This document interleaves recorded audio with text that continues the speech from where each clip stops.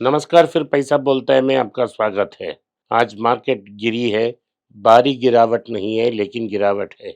जब मैं मार्केट देख रहा था 70 पॉइंट नीचे थी और बैंक निफ्टी 140 पॉइंट नीचे थी। गोल्ड का दाम में थोड़ा इजाफा हुआ, 10 रुपया का 8195 में थी। वो मेरे हिसाब से गोल्ड 8000 से 8300 तक अभी ट्रेड होता देख रहा है। जिस जिस दिन ट्रम्प कुछ बोलेंगे वैसा गोल्ड में मूवमेंट देखने को मिलेगा।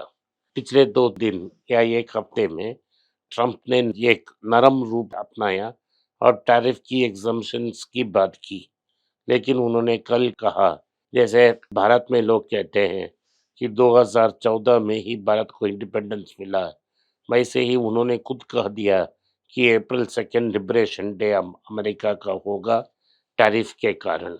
तो उन्होंने कहा स्वीपिंग टैरिफ पॉलिसी में रहूंगा, कोई एक्सेप्शंस नहीं होगा। और जो फ्लेक्सिबिलिटी के बात कर रहा था वो सब सरासर झूठ है, ये हार्डकोर पॉलिसी होगा। अमेरिकन की ट्रेड पार्टनर्स, इन्वेस्टर्स और ग्लोबल मार्केट्स में अनसर्टेनिटी ग्रो हो रही है। ब्लूमबर्ग ने ओपिनियन पेज में लिखा है, tariff king India tears down the wall of tariffs. मेरे मतलब से ये टोटल सरेंडर है। तो यूएस की टैरिफ्स एवरेज 2.2% है और भारत की 12%। तो भारत लगभग 50% टैरिफ को काटना जा रही है। $23 बिलियन गिव अवे है। तो ये ट्रम्प की रेसिप्रोकल टैरिफ को अवॉइड करने की कोशिश है, क्योंकि वो 87% ऑफ भारत की $66 बिलियन की एक्सपोर्ट को अफेक्ट कर सकती है। अमेरिका एक ऐसा एकमात्र देश है जहां हमें बड़ा सरप्लस है। ओवरऑल भारत को 120 से लेकर $150 बिलियन तक की ट्रेड डेफिसिट है। ये $45.6 बिलियन सरप्लस ट्रेड है, जो हमारा ट्रेड डेफिसिट के लिए बहुत इंपॉर्टेंट है। इसीलिए भारत ने कंप्लीट सरेंडर कर दी है अमेरिका के सामने और घुटने टेकती है। इंडिया ने ईवी में टैरिफ काटी है, मोबाइल कंपोनेंट्स में भी काफ़ी काटी है। तो कोई इंपोर्ट ड्यूटीज नहीं है। 35 आइटम्स जो ईवी बैटरी मैन्युफैक्चर के लिए यूज़ किए जा रहे हैं उनमें ड्यूटी काट दी गई है। 28 आइटम जो मोबाइल फ़ोन की प्रोडक्शन में इस्तेमाल की जा रहे हैं उन पे भी कंप्लीट राइट ऑफ हो गया है ड्यूटी। इसके कारण जो स्टॉक्स हमने रिकमेंड की एक्साइड इंडिया और कंसिडर की थी, जो स्टॉक्स हमने कंसिडर की थी 2 साल पहले, एक्साइड इंडिया और अमर राजा बैटरीज, दोनों में पॉजिटिव न्यूज़ मिल गया और ये लगभग 5% ऊपर गई थी। उसके बाद करेक्शन देखने को मिला। तो इससे लोकल परफॉर्मेंस बूस्ट हो जाएगी, एक्सपोर्ट कॉम्पिटिटिव्स इम्प्रूव होगी और यूएस की जो रेसिप्रोकल टैरिफ है उससे भी मीट अप करेगी। इस समय यूएस में अमेरिका ने बोल रहा है कि कॉपर के अगेंस्ट उन्होंने बड़ा टैरिफ अनाउंस करनी है और इसमें 25% वो ड्यूटी लगाने की बात कर रहे हैं। द कॉमर्स डिपार्टमेंट जो है अमेरिका का वो इस प्रोसेस को एक्सेलरेट कर रही है। गोल्डमैन सैक्स और सिटी ग्रुप कहती है कि यूएस ईयर एंड तक 25% टैरिफ इम्प्लीमेंट करेगा और कॉपर टैरिफ सारे ग्लोबल दुनिया ट्रेड को डिस्टर्ब करेगा। सो manufacturing importers lent on copper for electronics, construction and infrastructure, ये सब अफेक्ट हो जाएंगे। गवर्नमेंट ने गोल्ड मोनेटाइजेशन स्कीम में विड्रॉ कर दी है और सिर्फ शॉर्ट टर्म डिपॉजिट्स कंटिन्यू हो जाएंगे। तो सरकार ने क्या की? सरकार के पास 2 स्कीम्स थी। एक सॉवरेन गोल्ड बॉन्ड, जिसके बारे में मैंने अनेक बार बात की, लेकिन दूसरी स्कीम भी थी जहां अपने जेवर और गहने जो आप यूज नहीं कर रहे हैं गवर्नमेंट को दे सकते थे। गवर्नमेंट उसको मिल्ट कर कर यूज कर लेती थी और आपको शॉर्ट टर्म के लिए कोई no interest, 1 to 3 year bond के लिए नो इंटरेस्ट, 5 to 7 के लिए 2.25 और लॉन्ग टर्म के लिए 15 से 12 के लिए 2.5 दे देती थी। लेकिन सॉवरेन गोल्ड बॉन्ड में सीधा 2.5% दे दी और एग्जिट की अपॉर्चुनिटी भी है मार्केट में। इसीलिए लोग ने इस गोल्ड मोनेटाइजेशन स्कीम को इंटरेस्ट नहीं दिखाया। तो ये फ्लॉप हो गया और गवर्नमेंट इसे वापस ले रही है, क्योंकि इससे जो पैसा आ रही है वो इंटरेस्ट जो है वो बहुत ज़्यादा है।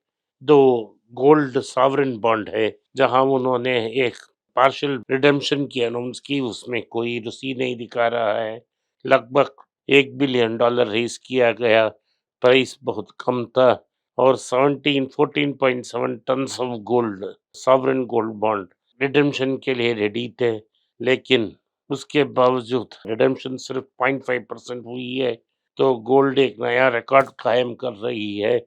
तो लोग एक्सपेक्ट कर रहे हैं कि 1 ग्राम 10,000 तक चला जाएगा, तो तब वो उसको मार्केट से बाहर निकालने की कोशिश करेंगे।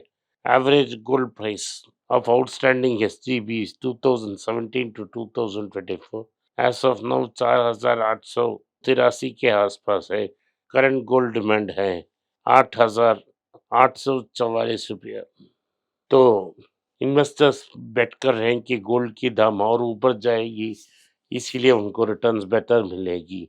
तो एसजेबी रिटर्न्स जो है उन्होंने इक्विटी को भी बीट कर ली है। कल में मुझसे पूछा जा रहा है क्या वो आप ये सॉवरेन गॉल्ड बॉन्ड्स को रिडीम करें और किसे बॉन्ड्स पे इन्वेस्ट करें। जब तक ये स्कीम में गवर्नमेंट गोल्ड को बेंचमार्क यूज करती है, तब तक के लिए आप इन्वेस्टेड रह सकते हो।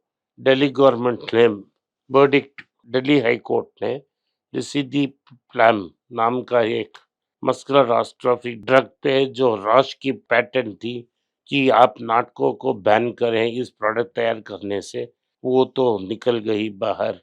नाटकों को प्लांट में मैन्युफैक्चर ने करने का राइट दे दिया है और बोला है कि आप हिसाब सेपरेटली रखिए, ताकि अगर रिजल्ट आपके अगेंस्ट गई तो आपको पैसा देना पड़ेगा।